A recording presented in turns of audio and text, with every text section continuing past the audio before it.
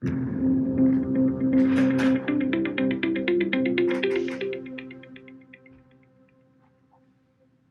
afternoon. My name is Doug Lawson, and I'm Chief Executive Officer of ThinkIQ Software. It really is a privilege to be able to share my thoughts with everybody today around the future of what the American supply chain will look like in the next 5 to 10 years. A little bit of my background, just so the observations that I make sense, or give you a sense of why I believe what I believe is happening. I've had the privilege to be working in industrial supply chains throughout the United States for the past 30 years, and typically in the capacity of building the 4 businesses that I've created and sold during that time period. And the products that we created in those businesses are in use in about 1 million different industrial facilities globally. And those facilities are everything from power plants to warehouses to factories, and those factories straddle everything from pharmaceutical through food and beverage to automotive. So it really has been a fabulous opportunity for me to get insights into an enormous range of parts of the American supply chain. About 5 years ago, I created a new startup company called ThinkIQ. And I created it with the mindset that we needed to think very differently about the future of supply chains. And to be honest, our timing was incredibly fortunate from the perspective that there really is momentum now across the industries and across both government and private players to change the way we think about how we run supply chains. And so our timing is really interesting. And I sit in a position that I can really provide some fascinating insights into how I think the future of supply chains is changing. So I want to start with an assertion, and it's a blunt assertion that says American supply chains must change. They must change fundamentally. And I say that because I believe, and I'm far from alone in this, that our current systems failed to anticipate the hypershifts in demand and supply that we saw so clearly illustrated by COVID-19. And today we rely far too heavily on systems with human-sourced data, with human decision-making inside them, when the reality is the scale of the data and the scale and complexity of the decisions requires a level of automation and autonomy that simply doesn't exist today. And then in parallel, we have this tremendous force going on where everybody is talking about digital transformation and digital transformation of manufacturing in particular. And so often the dialogue goes to transformation for the sake of transformation. I believe that transformation must have a real goal, global purpose. And if digital transformation doesn't increase the resiliency, agility, and autonomy of our supply chains, it will not have met the big, audacious goals. And then if we look at the industrial sector and the why this is so important, the industrial sector represents $24 trillion of the global economy. That's a huge percentage of value add. And it really is a meaty and meaningful part of the economy that we should be looking at very, very carefully. So let me support in a little bit more detail, and I would love everybody to give feedback on this. So please feel free, send your questions in. Let's talk about this. Challenge me if you think that this is wrong. But here's some numbers that are really quite sobering.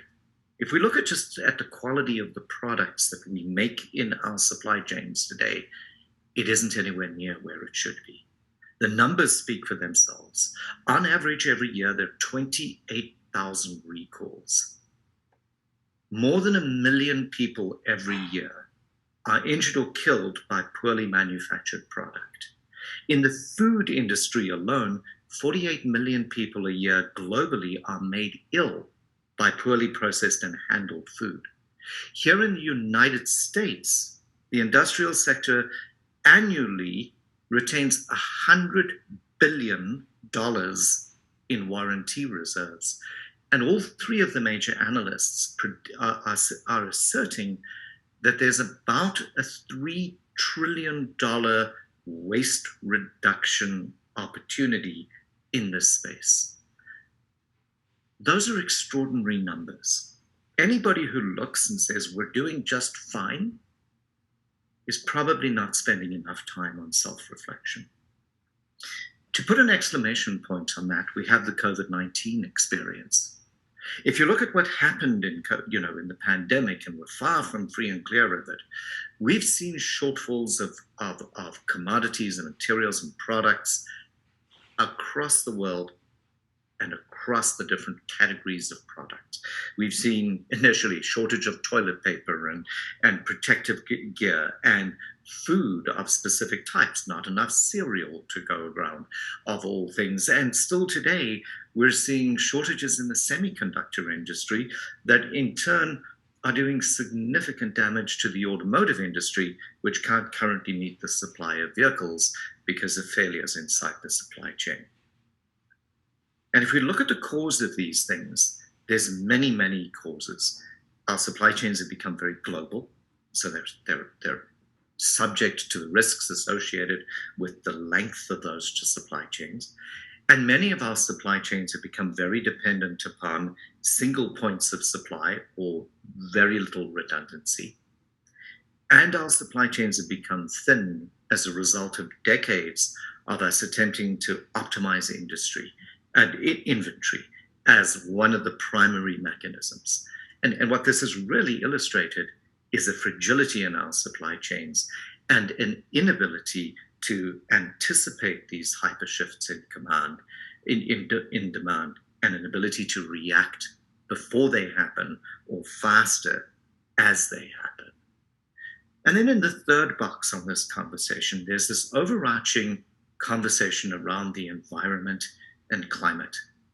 And the industrial supply chains of the world have a huge energy footprint. More than 20% of the energy consumed in the world is consumed by these supply chains. We also produce a tremendous amount of waste. Some of that, waste across the spectrum. Some of it is pollutants, some of them is emissions, and some of them is just plain physical waste. And the shareholders of the world's largest supply chain companies are now shifting to a point that says, that's enough. We have to fix these sustainability things that are occurring. So this is a big, big picture problem right now. Here's where it gets interesting.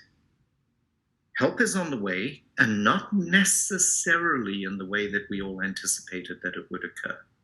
There are three global things that are happening that are going to enable and drive a different thinking around the American supply chain. It begins with what's happening right now in the government and has been happening for the past 11 years, but is now accelerating very rapidly. We have a government push, and it's organizations like Manufacturing USA and institutes within that like Sesame and the Industry 4.0 initiatives out of Germany, and the literally right now hundreds of millions of dollars of federal funding that are being made available to achieve two goals. The first is to drive manufacturing competitiveness. Let's make the United States competitive at manufacturing again. And the second is to minimize the impacts of manufacturing and industrial supply chains on climate change. That is an incredible push, and it's going to drive an enormous amount of change. At the same time, there's a huge pull that's happening. We at ThinkIQ are incredibly fortunate at the moment to be part of a coalition of 6 of the world's largest American-based manufacturers and 50 of their tier 1 and tier 2 suppliers, and 5 of the major technological vendors that have all come together and said, we need to rethink what the systems look like that drive our supply chains and spend the money and put the people in a room that can create solutions. So as a relatively small company, we're in an incredibly privileged position to get insight into this pull that's coming from within manufacturers to change the way that they behave. And at the same time, the governance, the boards of the manufacturers, the stakeholders are demanding and creating the pull that says we must do better. And then from the technology industry side of things, we're seeing some extraordinary things happening at the moment. In the area of cyber physical systems, we're seeing now computers beginning to interact with the real world, both from a drive it as well as from a sense it perspective. And at the most simple level, this is about robotics, but it's far more than that. Every car, truck, plane has sensors on it and can provide information. We know so much more about people. People are effectively instrumented at this time by their smartphones. And then through the power of what generally I'll call Internet of Things, we're seeing this proliferation of sensors, where there are sensors on almost everything, and more things that allow us to drive the physical world as a result of the incredible amount of sensor data that there is. And yet at a supply chain level, we've barely begun to embrace sensors and real-time data as a way to make decisions. And all of this gets pulled together by what I'll describe as intelligent systems. Intelligent systems for some people might be AI or machine learning or algorithms or engineering science, or just the tremendous power that comes from the new compute architectures offered to us by the hyperscale cloud providers at this point in time. So there are these incredible forces of change that are going to change the way we think about how we run our supply chains. So where do I think that this is going to land? I think it's going to begin, if we look at the future and we say, what do we end up with? It's going to begin with a profound transformation around the way buyers and sellers interact with another. One of the first things we're creating is a national registry that will allow suppliers and buyers to find each other for every type of material, raw materials, intermediate goods, finished goods, and to be able to measure performance against past performance, and to be able to exchange data on a continual basis around the ability to meet the commercial obligations that they have agreed to. And this is going to happen at a level, at a distributed and a shared level that will transcend enterprise boundaries and will be curated and led by the federal and government entities that I was talking about earlier. The manufacturers themselves, the makers in this area, are also going to get profoundly different systems. We're going to run our supply chains through fact-based granular information about the flow of materials through the supply chains. That's what supply chains exist to cause to occur. We start with raw materials, we finish with finished goods, and they flow through these incredibly complicated processes.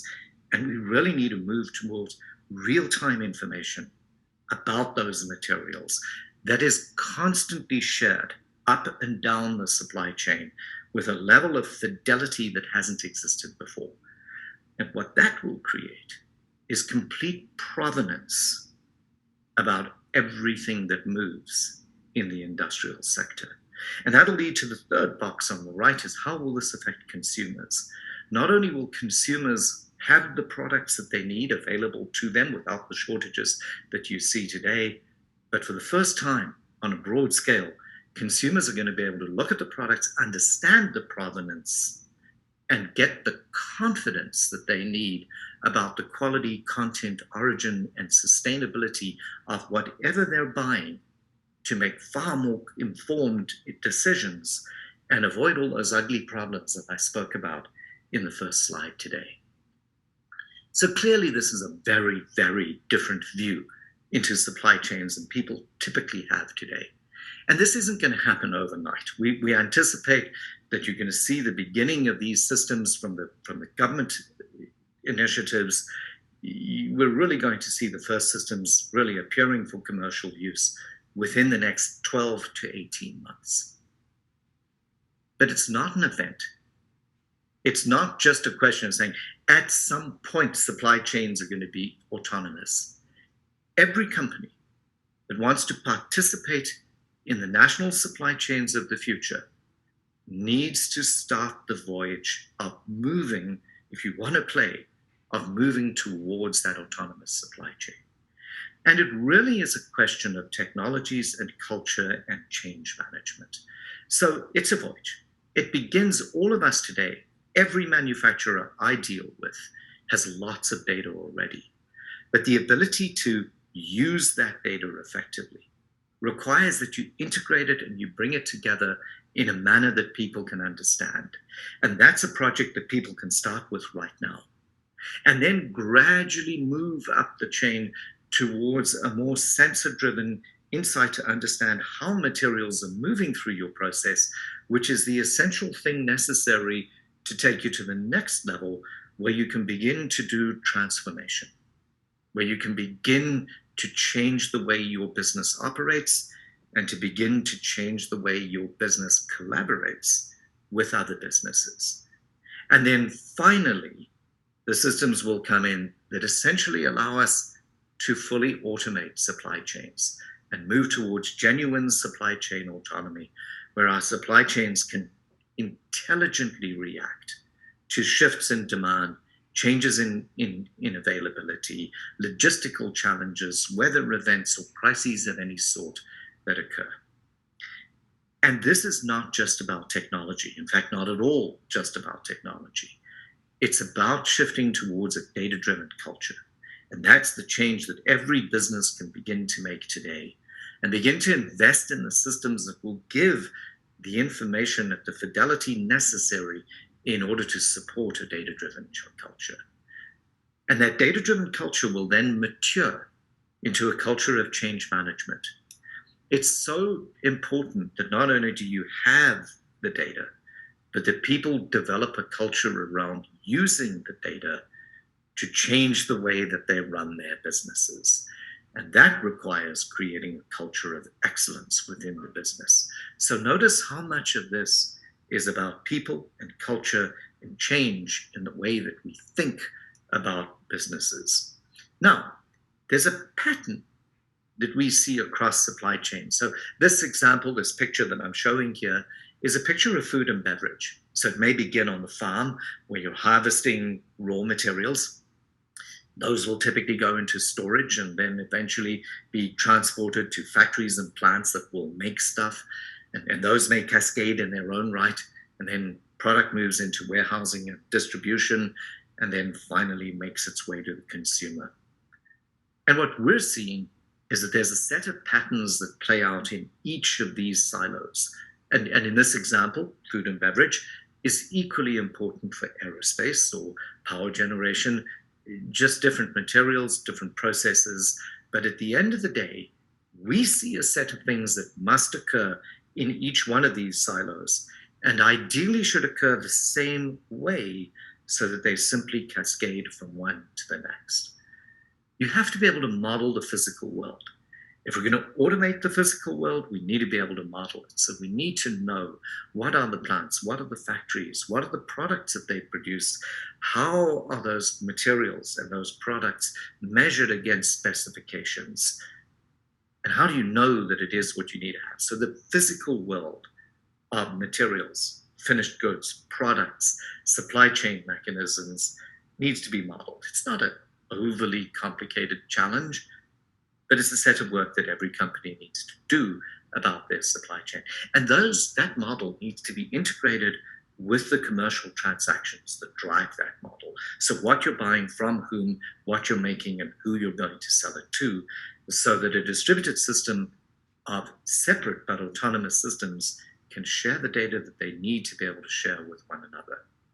You then need the logic to be able to detect the movement of things through this set of arrows that we've drawn. That your raw milk goes through a pasteurization process to become pasteurized milk. That's a transformation and a movement that you need to know every time that occurs. Because it's these movements that cascade together, and where the attributes of what we're creating intelligently propagate that gives us the provenance to understand what's happening in the supply chain. And once we have the provenance, we can begin to understand cause and effect. We can begin to understand the things that go wrong that cause those million injuries. We can see the things that go wrong that lead to the 48 million people falling ill. We can see the things that go wrong that force us to carry $1 billion in warranty reserves. So this material ledger that we believe is at the core of every supply chain is the mechanism for untangling the correlations and learning how to avoid the problems that occur in a supply chain. And we need to be able to simulate this physical model, to be able to ask the question, what happens if there's a breakdown here? What happens if this plant can't meet its target? What happens if this supplier is running late? So the model needs to be able to support digital twinning and simulation to be able to answer the questions around what happens when things go wrong. And then finally, we must automate.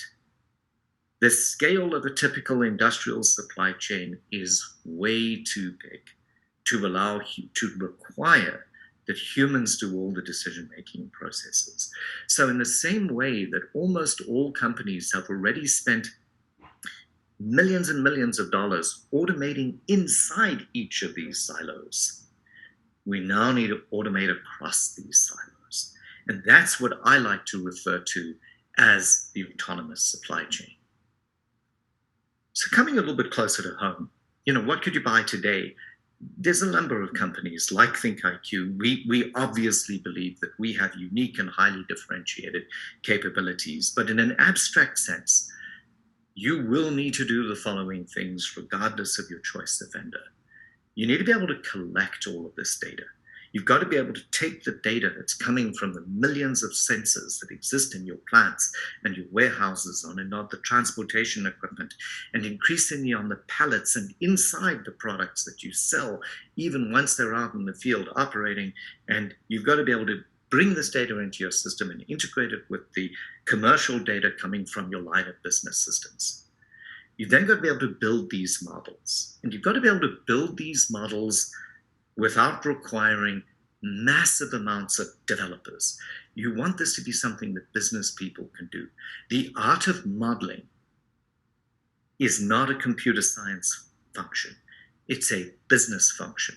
And that's a terribly important distinction that we need to get to. And then you've got to create this new body of data, which is the material ledger, the information about the flow of materials through your supply chain. And then finally, you have to be able to run decision-making processes on a continual basis on top of that data and move data between different systems and to be able to get to that. And if you can do these things, then what you will see is that you will see an improvement in quality. You will see better products. You will see an improvement in profitability. You will see that either because you'll be able to make more, or you'll be able to make more with less, or because you'll be able to make more with less waste.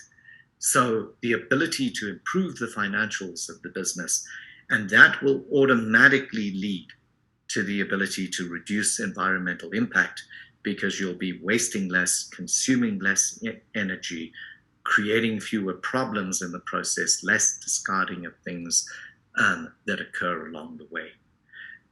So what's the difference when I talk about automate, and I talk about the difference between automating at a plant level within the four walls of a warehouse or a factory or a power plant, and automating across the supply chain? The key here about automation is we're automating decision processes based on cause and effect. Most manufacturing supply chains have done a fairly good job of optimizing within the four walls. There's lots of room for improvement, and there's lots of things that occur within the four walls of a plant that are highly relevant. So you have to look across the supply chain and inside each of the four silos in order to be able to do automation effectively. But the key difference between automation of a supply chain and automation of a physical facility is materials versus equipment. And the vast majority of effort that has gone into automation thinking has been equipment centric. And the big shift that is beginning to happen now around automation is to move automation to a material-centric view of the world, where we're now beginning to look and say, I need to automate so that I can change the flow. I can change the setup of this plant to be able to properly process these materials that are coming in right now that have different attributes to the materials that I was processing an hour ago. So that control systems within your facilities are tuned and driven and balanced based on the attributes of what's happening of the entire supply chain. And it's a system level automation, which will bring it. Automation has brought fantastic benefits. Automation at a plant and a machine and equipment level has really already transformed manufacturing. But automation at the supply chain level is going to be vastly more impactful than automation at an equipment level ever was. And it's a really, really exciting new opportunity in front of us. For all of this to happen, the systems that drive that automation have to be open. The automation industry has notoriously been closed for decades. And again, there are some very powerful forces causing this to occur. ThinkIQ contributes to an open platform which is being driven as the smart manufacturing innovation platform by an organization which is part of America Makes called CESPI, the Clean Energy Smart Manufacturing Innovation Institute. And the work that they are doing is truly profound. So vendors like Microsoft and ThinkIQ and Savagent and MathWorks and, oh my goodness, there's many, many more coming to the table, are contributing their technologies and capabilities and guaranteeing that these will be open and interoperable, so that there will be a platform that allows us to really cost effectively ingest all of this data. In the past, the state of the art until very recently was that ingesting and getting to data and getting the data acquired and stored would consume 90% of your available budget, which is completely back to front. You really want that to become a trivial part of the costs, and to be able to, on each project that's trying to do digital transformation, you want to be able to focus on the problem with 90% of the money. And the problem space is solved through the layers above the platform. So this open platform that needs to be able to acquire, store, and organize data. So industrial data without context is largely useless. If I know, for example, that there's a value that is 47, and now it's 47 and a half, and now it's 48, and now it's 46, all I know is some value is bouncing around. If I know that it's a temperature and it's measured in degrees centigrade, I know a little bit more. If I know that it's the temperature of the freezer, the inside of the freezer, that currently contains fish that should be at -4 degrees, now I have context. So the context comes from the equipment, the materials, and the workflows that are being driven, that are driving that supply chain. And so to be able to create the semantics, the ontologies, and the information to drive intelligent processing of data, one has to be able to model. And you have to be able to run algorithms, what we fondly refer to as the tickle engine, and you have to move towards this material ledger that drives so much of the supply chain thinking. And then on top of that, you need to be able to bring analytics, data science, business decision-making tools, dashboarding. You've got to be able to bring that all together on top of that platform. And you need to be able to do that in an open way that you can use the plethora of tools that are becoming available from a multitude of different vendors in order to be able to do this effectively, and taking advantage of the big open technologies. So we at ThinkIQ are really very privileged to be part of this new initiative, this collaboration of vendors that are committed to openness and committed to an integration level that completely changes the way you'll be able to think about how do you make sense of the data that exists in your business.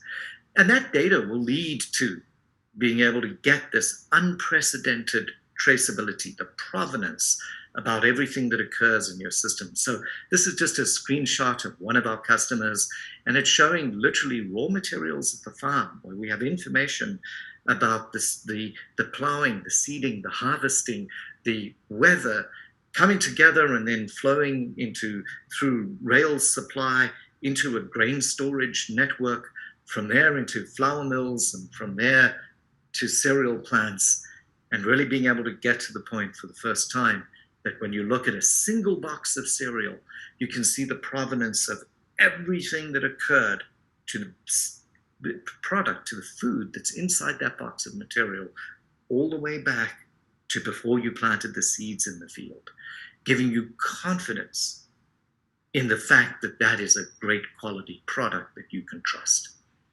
And this is now possible today. It's all about people. So much of the conversation that occurs today about digital transformation is about technologies. It's about data exchange and APIs and data science. And yes, those are tremendously important things. But at the end of the day, you have to be able to take this data and put it in front of people in a way that empowers people to know that something is out of normal, that empowers people to know what the best decision would be right now in order to be able to fix that problem. And so that top level of the platform, the ability to be able to bring this data together in open, accessible from everywhere, really great user experiences that everybody in your organization, from your blue-collar workers, your operators, your farmers, to your purchasing folk, your planners, your engineers, your supply chain consultants, can all use the same data, is profoundly important to be able to do that. So I'm reaching the end of my time, and I want to share a few closing thoughts with you.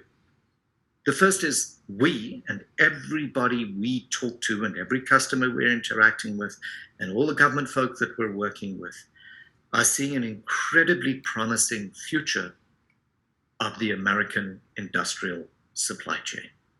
We think it's going to become vastly more intelligent, vastly more automated, incredibly more competitive, and incredibly more trustable. For me personally, having spent my life in this space, I think we are at the most exciting point of transformation that I have seen in the supply chain businesses in decades. And we'd love to talk to you about it. We'd love to share our experiences. We'd love to hear feedback. So please, everybody on this call, send your comments, talk to us, give us feedback, and please feel free to come visit us at the ThinkIQ booth. We'd love to chat to you. Thank you so much for your time, and have a great rest of the conference.